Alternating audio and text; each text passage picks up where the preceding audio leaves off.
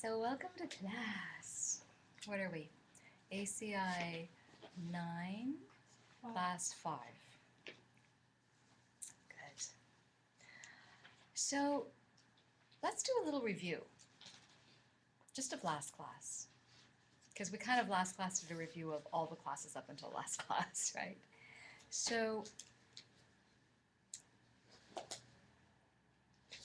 reviewing what we finished off with last class is a good way to start this class, because last class we were going through the pratimoksha vows, right? The individual freedom vows.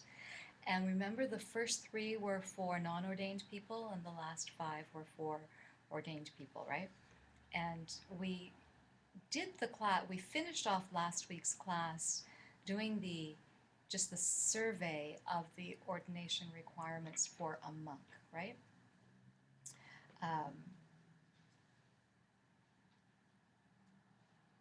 Really briefly.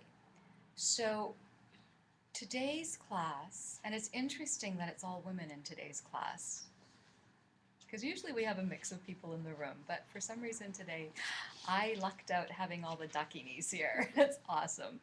So today's class is all about the ordination for a nun. So we're going to review,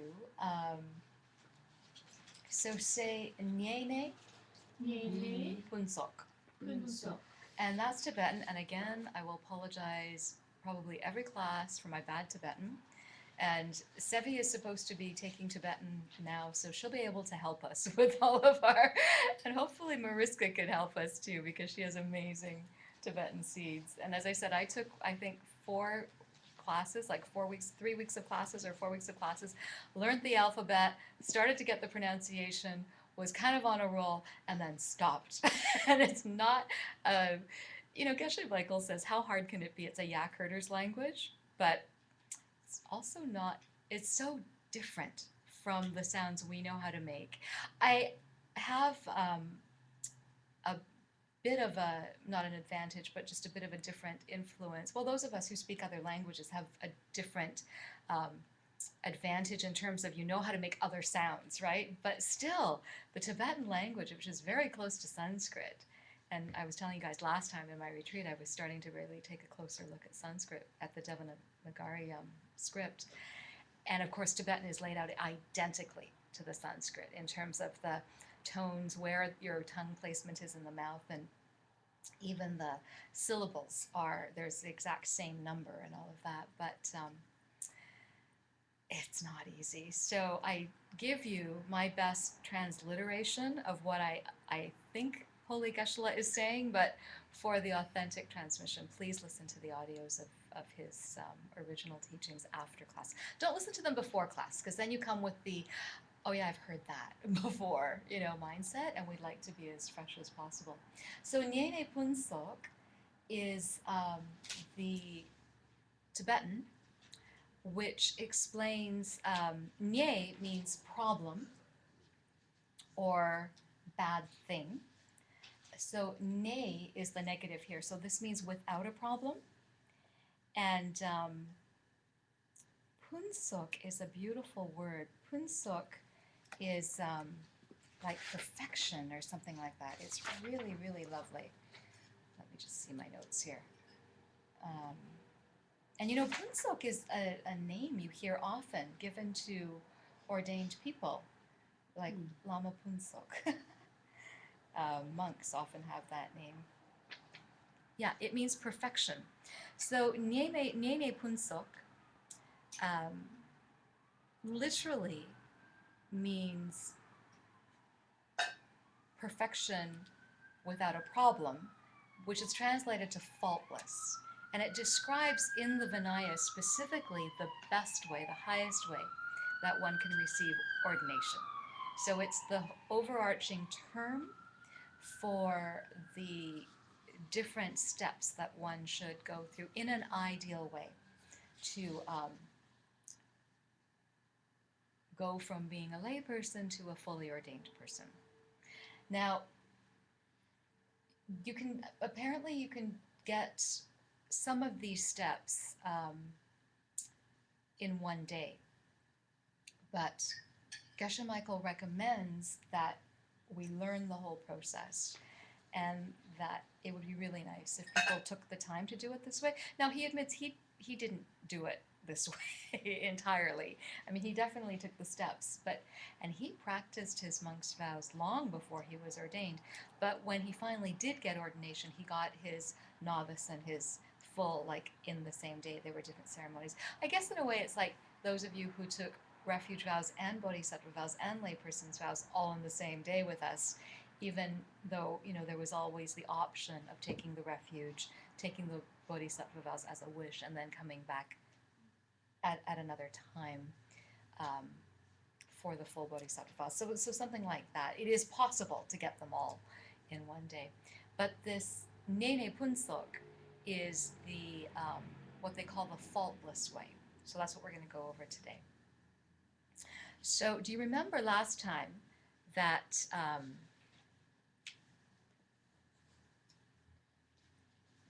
we talked about, right? We talked about the Genyen. We talked about the Genyen Pa last time, which is the lifetime lay man's vows. So the Genyen Ma would be the lifetime lay woman's vows. So that's the first step. You need to have that. So the first step, you're not ordained at all, right? You're just committing to, because you've had renunciation in your heart, because you have this altruistic wish that you really want to be a helper and not a helpee. I love that. That's Lama Marut's terminology from the spiritual renegade. Because you've got that burning desire, you study and you take your vows. So the lifetime lay persons, now we're talking about the ideal way to receive full ordination as a nun. So you start with the Genyen Ma. And remember, there's 5 vows within that, in the lay person's vows. There's 5 parts and an extra bonus vow, right? Do you guys remember that? So it's the no killing, no stealing, no lying, no sexual misconduct, and no intoxicants. What was that? Rude or chemical, right? There was it covers all your bases. But then there was the additional one of, do you remember? Of? Respecting the refuge. The refuge vows, yeah. Always maintaining your commitments to your refuge vows, which are the foundation for the bodhisattva vows, right? Yeah, good. So, and it's interesting that one, sometimes we gloss over it, but the refuge vows are really, really crucial. And it's not the vows in and of themselves as a thing, it's refuge itself. And it's really good to always remember what refuge really is. And remember from ACI 1, and if you haven't taken ACI 1, it's really beautifully covered in that, but it's, you're not taking refuge in an object. And Leonardo, you and I were just talking about the United Church, and what was lovely, because of this choir that John and I play in on Sunday mornings, it's out of United Church. It's a beautiful, beautiful space and energy, and they don't have statues and pictures. It's very, very minimal. There is a cross up on their wall, but it's not it's not a scene of the crucifixion or anything like that. Whereas I've been into other churches that are more decorative, and but either way, like there's, as a child and being exposed in the West to churches, you think about people going and praying to an object. I mean, even the Buddhist church here has the statue of the Buddha, and you go and you pray to the Buddha, and as a child you think that the protection is in that thing. And it's not that these paintings and objects aren't holy. They are, absolutely. And if you imbue them with the power to be a refuge for you, they will act that way for you because it's coming from you. But in and of themselves, they are not refuge. In and of himself, Lord Buddha could not physically protect anybody. And historically, it's been documented that there was quite a massacre of his family, of his clan, the Shakya clan, because it's not, the refuge is not in the being, it's not in the statues, it's not in the pictures, it's in this whole idea of knowing what can truly protect you. And of course, all of that has to do with your understanding of emptiness, right? The direct perception of emptiness, which is the Dharma jewel, is really what we're aspiring. This is why we're even studying all of this stuff, is to understand how we can be of use in the world. And the Buddha jewel, right? Isn't it interesting? Do you guys remember that when you have your direct perception of emptiness for the first time, you become two of the three jewels? Do you know that? There's the Buddha jewel, the Dharma jewel, the Sangha jewel, right? And the Sangha jewel is the community of beings who have seen emptiness directly. And the Dharma jewel is seeing emptiness directly. So when you see emptiness directly, you become two of the three jewels that Buddhists all over the world are bowing down to daily. And when you become a Buddha, then you become the third one also, as well, right? Mm. But back to that understanding of refuge, understand what it is you're taking refuge in. And it's a constant awareness and reminder of remembering to hold that view. So that's really what's underlying the first one, the lifetime layperson's vows. Geshe-la brings up a story of when he was younger, when he was a child, and taking refuge or seeing people take refuge in the objects in his church, and then finding his way in Buddhism, initially wanting to transfer that. When we do that, right, we want to transfer our old habits, our old patterns to a new, we just take our old stuff and apply it to a new vocabulary and different colors and different, shapes and forms. And he says, don't do that. Like, understand what it is you're taking refuge in. So that's something important to remember. And again, another underlying important thing, and Geshe-la doesn't actually elucidate it directly, but he certainly teaches it in many, many courses after, and especially in the higher teachings. But we also can take that a step further and understand that the divine, the sacred, doesn't appear in any fixed form. So we really can't judge. Whatever works for the individual is the form it's going to appear in, right? This enlightened energy. So it's not important what they look like, but rather what they do for the person who's seeking that sort of protection, that sort of refuge. Because that's what refuge is, right? We're seeking sanctuary, we're seeking protection, we're seeking to get away from something that we fear or want to get away from, and we're seeking refuge in something that we believe can protect us. And really the only thing that can truly protect us is how we understand our world.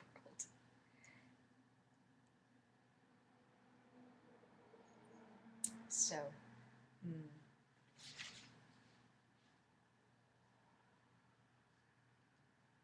when you understand emptiness, you understand why it's important to have an ethical way of life. And that brings us a full circle to the Vinaya, and that's why we like to interpret it not as living an ethical life, but living a good life, because it's the type of life that will bring you goodness, that will bring you happiness, ultimately. And part of keeping your vows is really strengthening, fortifying that protection. So,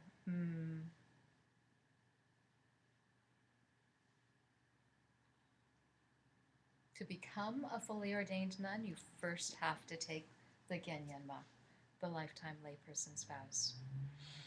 And then remember from last class, like after that, there was this middle step. It wasn't actually a vow, and you were in between the layperson and the ordained.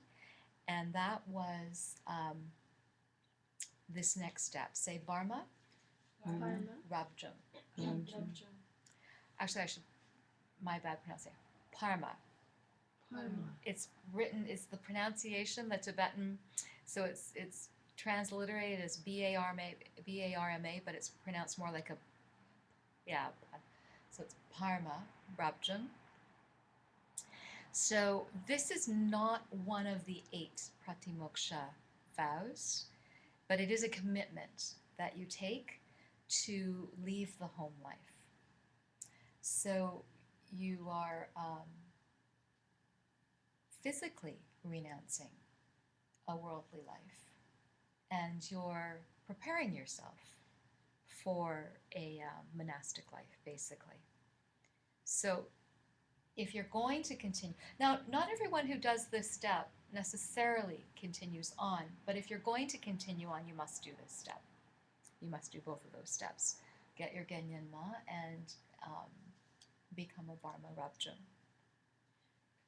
Yeah. So in this state, so it says leaving a home life, but you still can have a home, no? Where do you live? Because I know Mercedes does have a home. She doesn't have an address. Why Geshe said they want a house if they got a house? You mentioned that in the retreat. Oh, well, maybe they have a house now. Yeah, 2 years ago for sure. Things get provided for people who serve their Lama hard. You know, it just happens. But it's so it doesn't mean they can't have a home, but it really means they've renounced the normal trappings of life. They're not. They've really dedicated themselves to a spiritual life.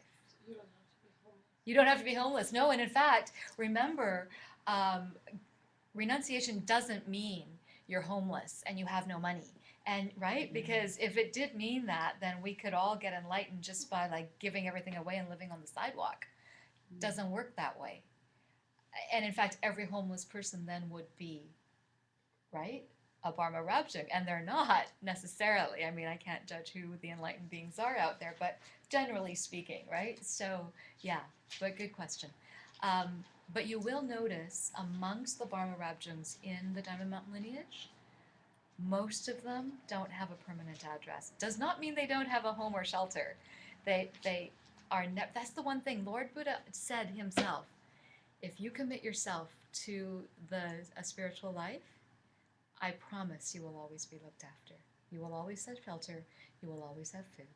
You will. Now, he didn't say you're going to live in a condo in Yaletown and have, right? And it's not. It's definitely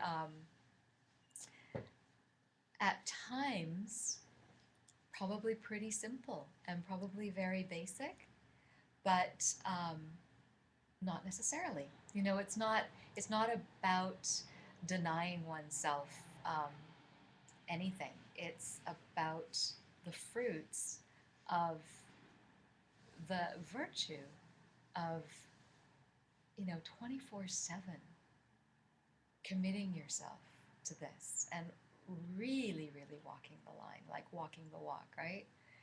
And it's hard. It's hard to serve a lama that intensely. I mean, I don't know how they do it. I have had the honor of serving my lamas in 3-year retreat, but they're like the lamas 2 valleys away, which is what Geshe-la says is the best lama, right? We have to get over 2 boats to get to them, and I love them dearly, and it seriously is an honor to serve them. But I'm not at their feet. I'm not at their right. None of us are here actually. We have it kind of easy compared to the people who serve the direct lamas, like Geshe Michael and Lama Christie directly, like 24/7 at their feet. I remember Lama Chiki when she was visiting us here teaching. Well, and Venerable Jigme too. So, they're not at the feet of the Lama whose feet they're at all the time, but they were here on his instructions to teach. They were still wired, connected through internet and smartphones and stuff, and 24/7 were available. It's interesting. But they say it's not about being, because they truly understand the merit and the value, and because that's really the only thing they want to be doing.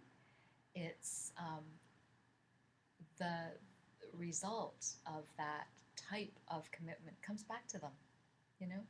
It's beautiful to watch and it's inspiring, and it's also really clear how difficult that is. So we do it how we can, you know.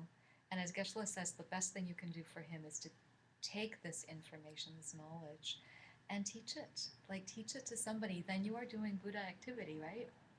Um, Teach it in a way that it can be heard. Don't water it down. Don't change it. Like don't change the core, but morph the form as it's needed so that people can hear. Don't try and cram it down people's throats. They're not, you know, we're not allowed to proselytize. We're not allowed to go door to door and say, hey, have you heard about the Buddha, right? But and I also find that the best mode of teaching is by being. Because people can smell it on you, right? Like they know when something's working for you and they want to know what it is that you're doing. Um, that's actually the beauty of the lineage. But anyways, back to Barma Rabjun, yes. This is a commitment that you have to take. And especially initially, Yulia, especially initially, you would still have a home. You would still be, because it's one step from here, right? And as a layperson, you would definitely have, um, you would be of the world, you know, and you can actually be of the world and a corporate executive and have a family and a house in the burbs and a, you know, it's like you could have all of that and be this. In fact, that's what the Bodhisattva track, that's what the Tantric track was made for. Initially, it was made for kings. It was made for royalty. It was made for the people who had to rule the country, right? So definitely at this stage. At this stage, the Barma Rabjin, you're starting to become less of the worldly world and more of the spiritual world. So then you get to step 3, say Geitsul Ma. Can I ask a question with the last one? Yeah. Who can give you those vows? Does that have to be an ordained person? Yes. Yes. Anything from here on up. From here on up, I mean, an ordained person can give you all of these vows. But in our particular lineage, those of us who have highest tantric initiation can give these vows, and the bodhisattva vows, and the refuge vows. And we can also give the tantric vows to our immediate tantric students. But anything from here on up would be from a fully ordained. So there's several of them in our lineage. But it would be like any Lama relationship. You would want to research that. And there's a lot of really beautiful, beautiful ordained people in our lineage who you can speak to. Geshe-la, in one class, I think it's ACI 15, you'll hear it when you get to that part of the audio, not in this course, but in one of the courses talks about how he had this dream that after everyone took this course, there would be a lineup to get ordination at the bottom of the stairwell. So, you know, it's just because he understands the value of vows, and at whatever level one's capacity is at. It's interesting to find out that as of 3-year retreat, there have been several people in 3-year retreat at Diamond Mountain who have taken ordination. I only know of one name that's been publicly announced. The message from Geshe-la was he wants to let them tell us when they come out, themselves, the people who have. But yeah, so there's some new monastics at Diamond Mountain who will be sharing to the world soon. Okay, so the Geitsulma, did we say that? Geitsulma? Geitsulma is the novice nun's vows. Last week we did Geitsul Pa. We did get as far as the novice monk's vows, and I believe you should have in your notes that there were 13. So there are 13 Geitsulmas as well, but really they say mostly 10, and they kind of leave out the last 3. Do you guys remember what those 13 were? Do you remember that there were 4 primary? There were 4 primary, 6 secondary, and 3 transgressions, they called them, right? So in the Geitsulma that we're talking about tonight, Geshe-la really refers to the breakdown of the 10 and the 4 and the 6, the 4 primary and the 6 secondary as the most basic form. He also says that there's a division into 36 and one into 40, but we're going to just talk about the 10. So the 4 come from the root one-day vow, right? No killing, no stealing, no sexual misconduct, no lying. And the 6 include that vow of no dancing, etc., no singing, etc. I might have gotten that wrong, but flower garlands. That's right, right. And jewelry, and I think it was makeup and perfume in that whole long playing dance version list of that. But remember, it was considered 4 in one form of the vow, but then they divided it into 6 by adding with the monastic. You're not allowed to possess money and use money, right? It had to do with the transaction of money. So that's the dealing with money is what brings the novice nun up to 10 vows. And so everything we've talked about so far is a review of what we covered at the end of last class. So the reason Geshe-la wanted to specifically talk about the female ordination tonight is because there is an extra step that the men don't have, and that's this one. Say Gelob Ma. Gelob Ma. And there's 2 parts to this. So Gelob Ma is 12 more vows. And these 12 are divided into 2 sets of 6. So the first set say Tsawe, Chudruk, and then Jetun, Chudruk. So obviously Chudruk is in both. Chu means things. Dharma in the sense of, Dharma we think of as the teachings, the direct perception of emptiness. Like we always use it in that form. But Dharma as a Sanskrit word also just means stuff, means like things, like everything in your world is considered a Dharma as well. And that's the context here. So Druk means the number 6. So 6 things in both. Tsawe means root or primary, and Jetsun is secondary. So these are 6 primary things and 6 secondary things that you promise not to do. And this particular breakdown of a Gelob Ma, there's no such thing as a Gelob Pa. There's only a Gelob Ma, and the Gelob Ma has this breakdown of primary and secondary additional vows. Okay, so here's what they are. Well, actually, I can't tell you exactly what they are because I don't know what they are because I'm not an ordained nun, but I can give you the generalities that Geshe-la does give us in here, because remember the monastic vows are vows you're not allowed to know until you're ordained, and then you're not really allowed to talk about them, and except to other ordained people, right?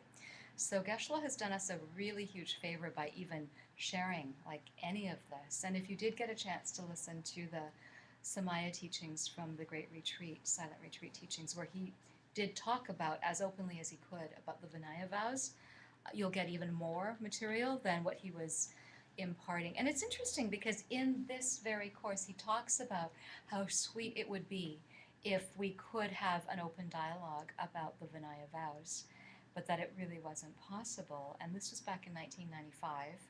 And so fast forward to 2012 or 11, 12, actually. We're in 13 now? Yeah, it was last year. So, wow. 17 years later, eh?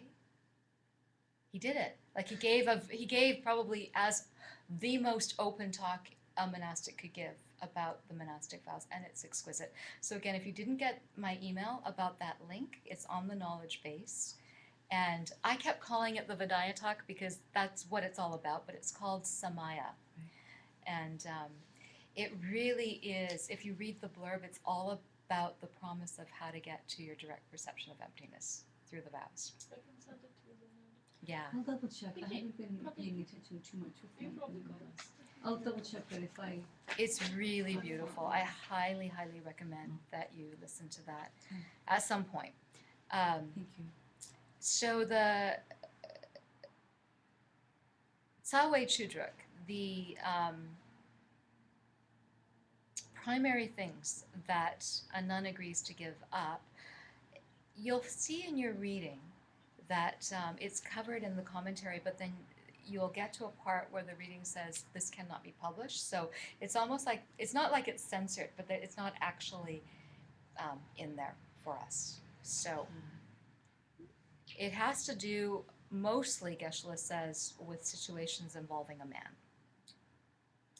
So that's the kind of vows that are in the Tsawe Chudruk. In the secondary, it's mostly activities that would be improper in terms of whether or not or how you would store food or eat food that's not been blessed properly, things like that. Another little nugget he throws at us is saying having to do with digging in the ground, for example, because that would hurt insects and sentient beings. So things like that are in the secondary. What about gardening? Yeah, you got to be really careful. It's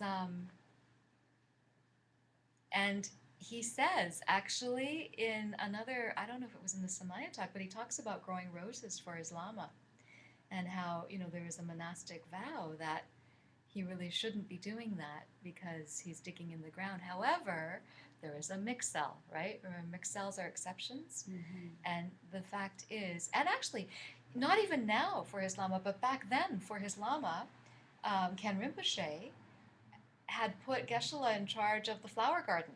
Like that was one of his first tasks. And you'll hear in many early ACIs how Geshe-la really grumbled about that internally. Like he certainly didn't disobey his lama. He did look after the flowers, but he really wanted to translate Tibetan. Like he wanted to learn and translate Tibetan.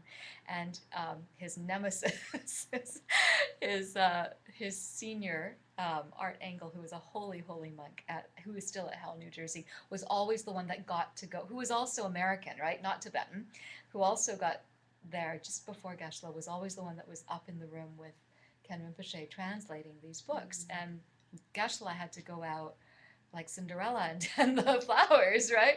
And you hear this and you're kind of thinking, oh, but then he does say that, you know, the first year the flowers were this high and then they were this high. And Ken Rinpoche would also teach him how to seed the flowers, and Ken Rinpoche would always select the best seeds so that then they would grow to be, you know, and soon the flowers, and you know how tall Geshe-la is, right? Like they were up to here.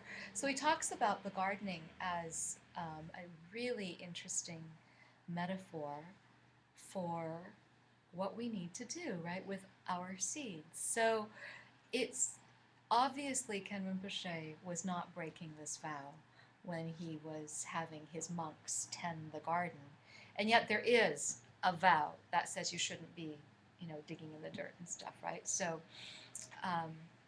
there are vows that we have to, in any level that we're at, that you must know, you must learn, you must be able to pass them on sweetly, but you also need to know when a higher vow trumps a lower vow, but you need to know that with wisdom, not because it's convenient to you, and not because you can like dharma spin anything, right?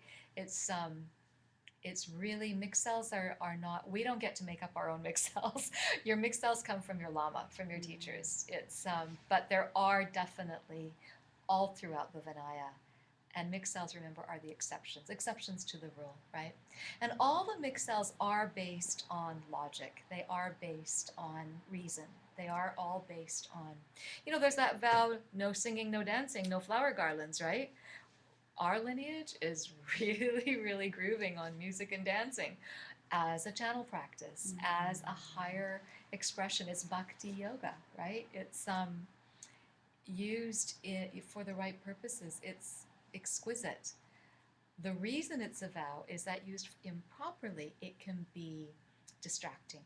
It can be um, uninhibiting, where it like lowers your inhibitions and would cause you to do other things that are not good for your virtue, like that. So it's, but anyways, those are just the little tidbits that Geshe-la shares with us in this class about what the content of the Gelobma vows are. So the 6 root or primary vows are mostly to do with conduct with a man, and the secondary include a variety of things. Like if it's everything from food to gardening, it's definitely a broader scope, but there are apparently 6 things there too. Basically improper behavior for someone who's about to become a nun. There was a lot of discussion in this class actually about why you're not allowed to know the vows before you take them. And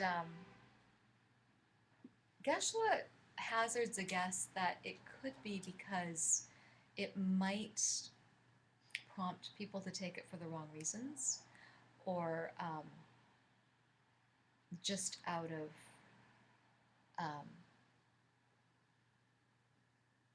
well, no, that's mostly it, because it would be out of a wrong motivation. And he doesn't really say much more other than that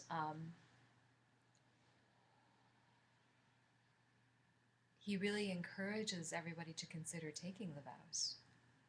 It's really, and this whole course is about the not only the survey of them, the breakdown of them, but what they're intended to protect you from, what they're intended to do for you.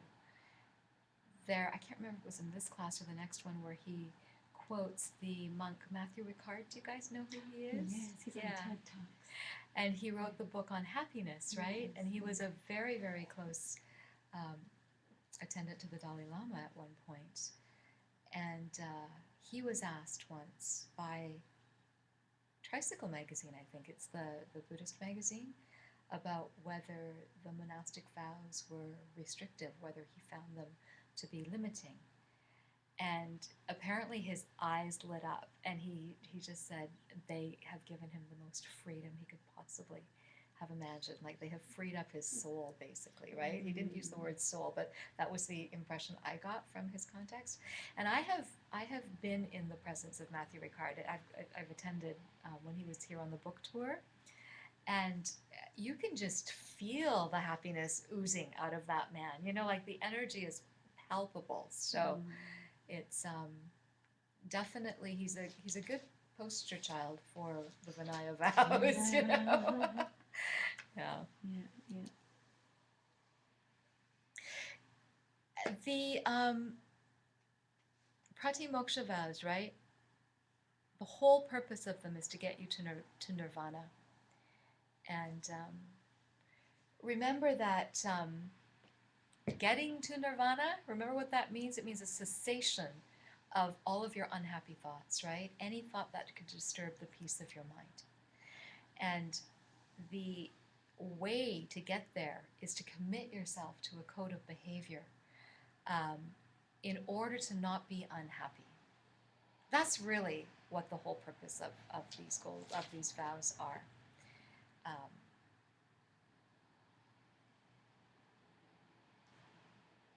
So if you are taking the vows and you're not fed up with your world, like you think all of this stuff is good enough, and you have no desire to, then the vows won't take.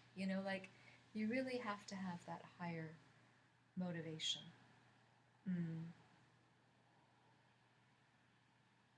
So the reason, again, Geshe-la is covering this particular laundry list specific to women is because of this extra step, and he wanted us all to know it. There is actually, is it this step? Let me just double check.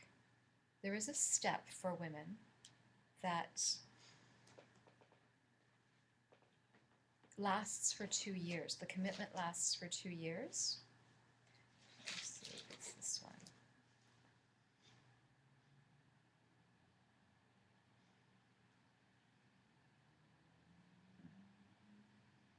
It's definitely in your notes. Sorry, I should have clarified that one before. Do you? Okay, take a peek. There's one of these is lasts for 2. It's number 4, I think. Oh, okay. So that is this one. Gelobma. Thank you, Leonardo.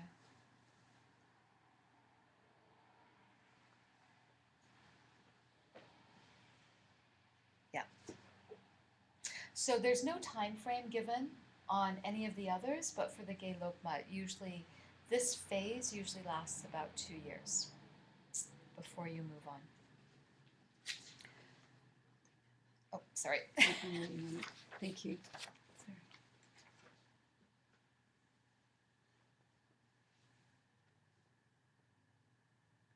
If you listen to the audio after class, there's a lot of discussion about this that I won't get into right now.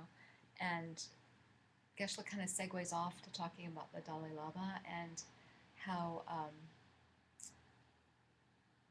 again, you know, speaking about this nirvana being a state of mind as opposed to a place, and how His Holiness's mind is so totally clean. And, you know, he is the spiritual head, he was the political head for a while, but like in Tibet before current day, Potala Palace, where the Dalai Lama lived, was like the palace, the castle of the land, and it really represented like the wealthiest person on in that part of the world, right? And yet he's famous for saying the only thing he truly owns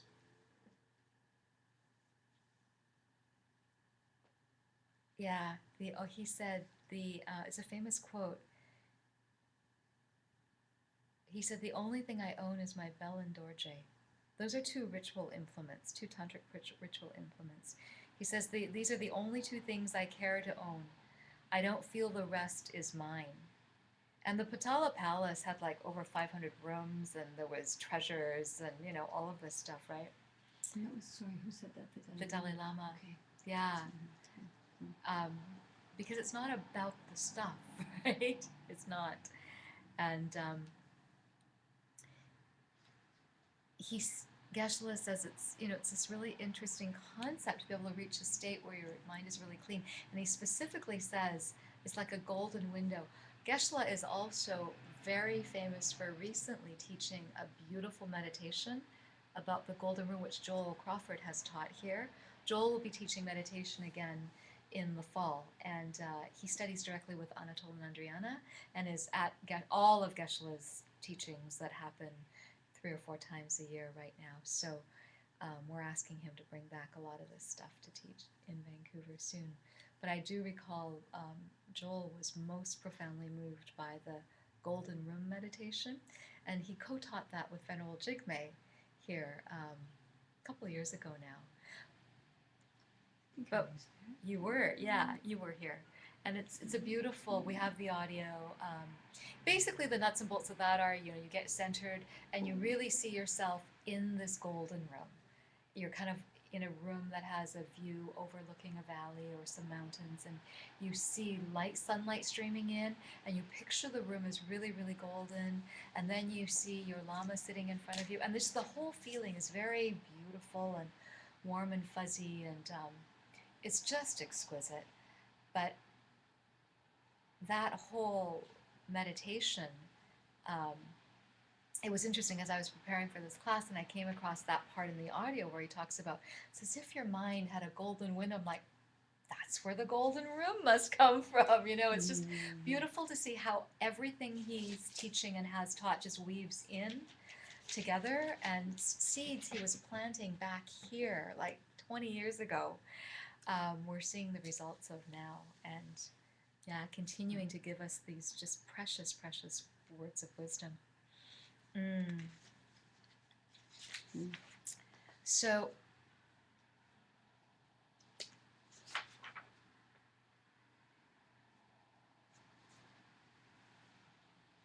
The interesting thing about these two steps, the lay persons and the giving up the home life, Geshe says something interesting here. He doesn't say it in the context of this, but I find that this is an interesting order because even if those of us in the lay world choose to stay here, you can still reflect this type of lifestyle in the practice of retreat, in the alternating between your worldly life and to firmly establish a retreat life, because this is back to the nirvana thing, right?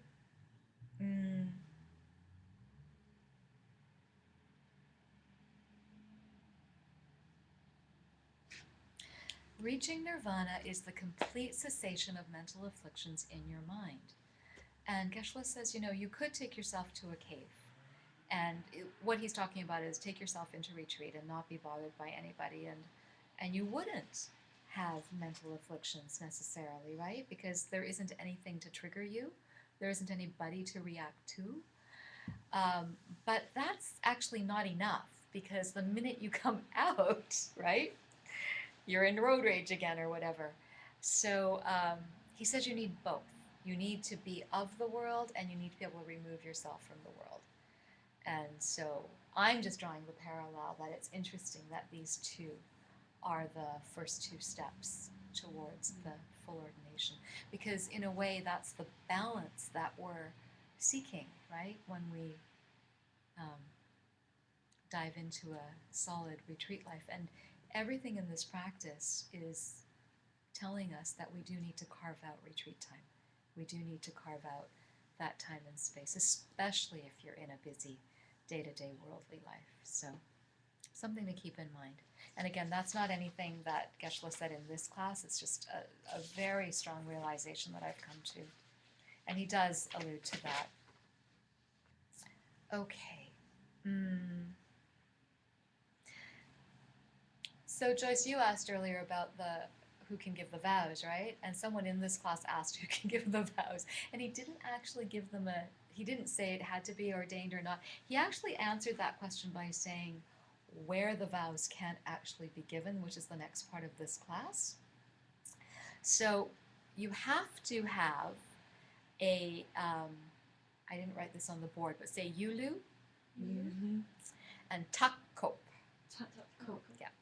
Yulu means a civilized central land, a Buddhist country. It's civilized from a Buddhist point of view. And takkop means barbarian. Literally it meant outer lying land, whereas Yulu meant central land. So, but this is really more of a metaphor. So Yulu is a place where Buddhism is established fully, and takkop is a place where it is not. So in order to receive the vows, and I think it's more because you wouldn't get the proper training if it was a barbarian land. Like you just wouldn't meet the proper teachers and have the proper conditions to be able to even go further on this path. So you have to be in a central, in a civilized land according to the Buddhist point of view. And they define that as, well, actually, it's not that you can't get it in an outlying barbarian, but the requirements shift slightly. So in a Yulu, to make a Gelob Ma, which is an intermediate nun, sorry, I forgot to tell you that, Gelob Ma means intermediate nun. So we've got lifetime layperson, one who has left the home life, novice nun, and at Gelob Ma we're at intermediate nun with the 12 additional vows, right? Well, to make a Gelob Ma, you need to have a quorum of 12 other intermediate nuns. To make a new intermediate nun, you need a quorum of 12 intermediate nuns and 12 fully ordained nuns, Gelongmas. And there are really, really stringent qualities for the abbess who oversees all of it. Now, in the takkop, you can still get ordained, but 6 geilongmas are needed for that.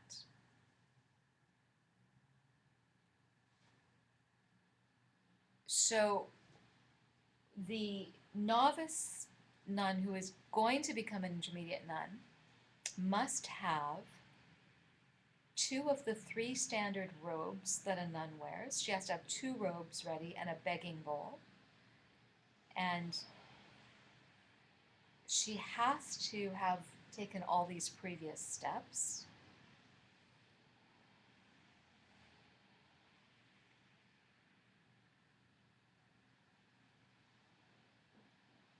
Oh, and the 2-year commitment that comes in here is this. Seitsangchu, Nirne, Ki Tsultrum. This is based, Tsultrum means purity, by the way, and it's often a name for female ordained people, often. This one is basically a commitment to observe celibacy. Nirne means to keep it especially well, and Tsultrum, means morality, and this morality, purity, same thing. And this is the commitment you make at the end of 2 years. So remember, you're this, then you've got the intermediate state, then you're a novice monk. The geilongma takes 2 years. At the end of 2 years, you take this promise of a tsangchu nirme kir tsultrum to observe celibacy really well. And it's a way of living where you commit yourself to a particular level of pure morality.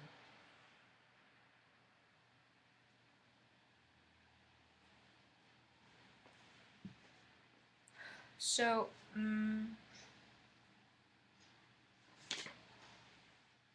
there's a lot of discussion at this point in the audio because, as I said last time, do you guys remember that we can't actually have this anymore? We can get as far as novice nun, but we actually can't do this step. We don't have this, right? We don't have the geilongmas anymore. We don't have the quorum. Yeah. So there was quite a bit of heated discussion in the audio about that, and he does say that His Holiness is looking into it. So that, the audio was almost 20 years ago, right? And I know it hasn't been remedied yet, but there have been steps taken. Whereas, at this stage, female nuns couldn't become geshes, but now they can. Like, Geshe Michael always trained all of us. Like, the 18 ACI courses give you the survey overview of a geshe degree. That doesn't mean, just because I'm not a geshe. You cannot call me geshe Sherri, right? But I have the curriculum, the knowledge base of, and that's what Geshe created for all of us in the West, which is amazing. But now in the nunneries, like in specific nunneries in India, you can, as a nun, go for your full geshe, which is pretty amazing, actually. So there's a debate in the Vinaya at this point, and I'm not exactly sure what the debate is, because to me this sounds more of an explanation. But anyways, I'll just tell it to you. In the first 5 years of the Buddha's teachings, monks and nuns were ordained spontaneously. Basically, as history has it, as historical documentation has it, the Lord Buddha in his day, in the first 5 years after he became the Buddha, would just say, you're a nun now. And your hair would fall off and you'd be in robes and boom, you're a nun. It's like, that's what it says in the audio.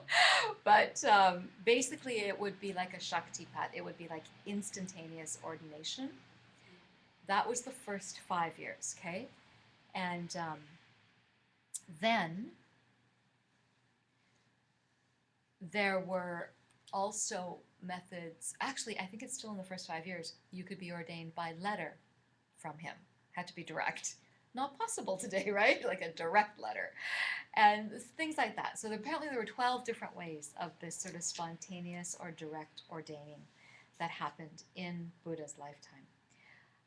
After 5 years, though, Lord Buddha himself started to formalize and structure the ordination a lot more, until it became the ordination ceremony that is still practiced to this day.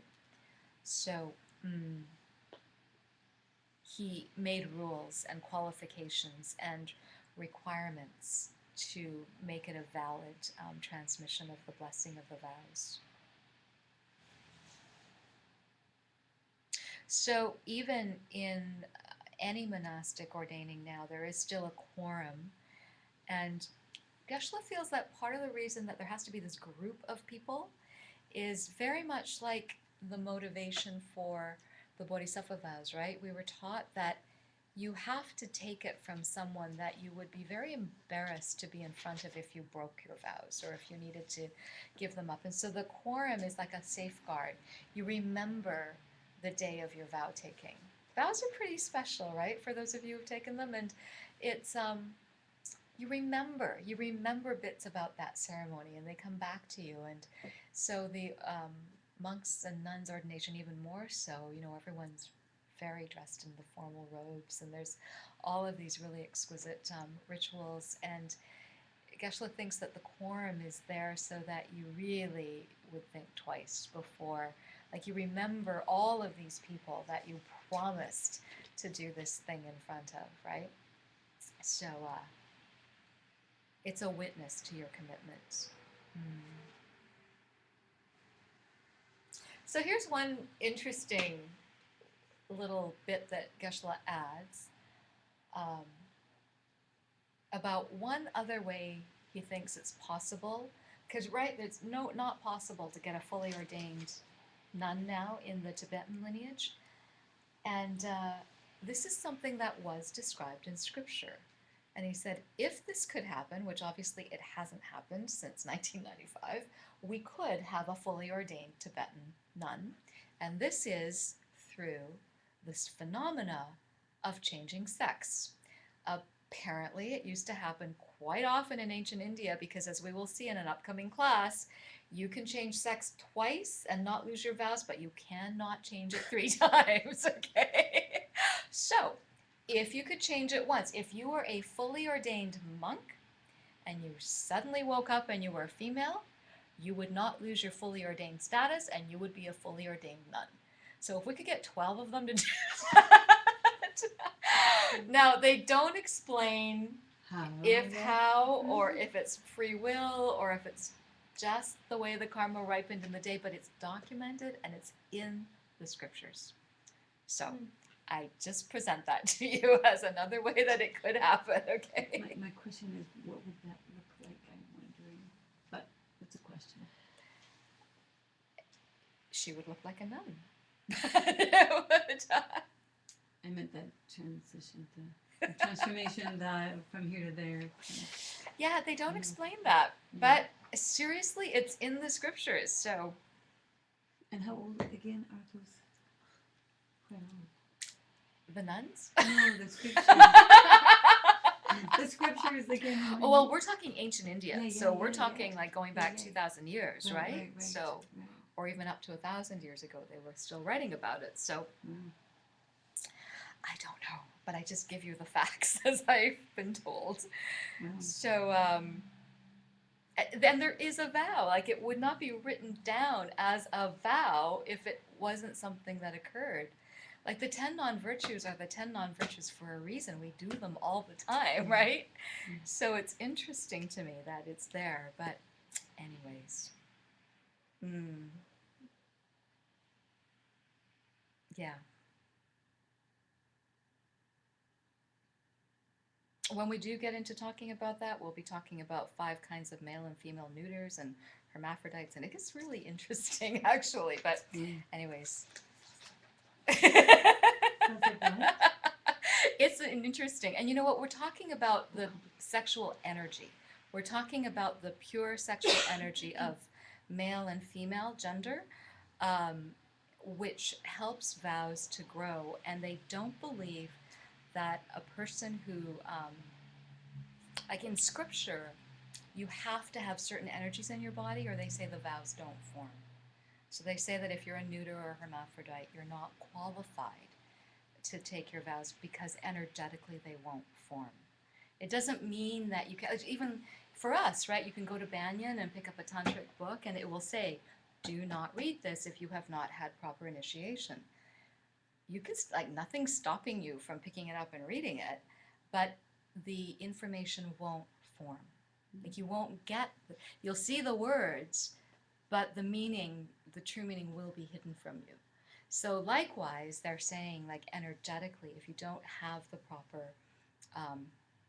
I call it plumbing and electricity. Like you need the proper plumbing and you need the proper electrical to be working in this physical form, right? For this type of spiritual, and that's why they say you have to look after this vehicle. You're in this precious human form, which you will have to shed, but while you're in this form, while you have all of your wits about you, while you have your health, while you have this precious time and resources, you've got to get her done because it's fleeting, it's impermanent, and it's precious. So there's a reason that, and it's energy that they're talking about. But this whole sexual energy thing is interesting because it becomes very, very important in higher teachings, and it can be abused. It can have a real underbelly, but the upside is that it's tremendous, tremendous strength and power if used properly. And that's what we harness in the higher teachings and the tantric teachings, is this type of energy. Okay, that's all we're going to say about that right now. Okay, what time is it? Let's just take a quick break, okay? Let's take a quick stretch, and I'll put on some tunes. We can have a little dance break. Just get the energy flowing, and then we'll come back and do the last bit.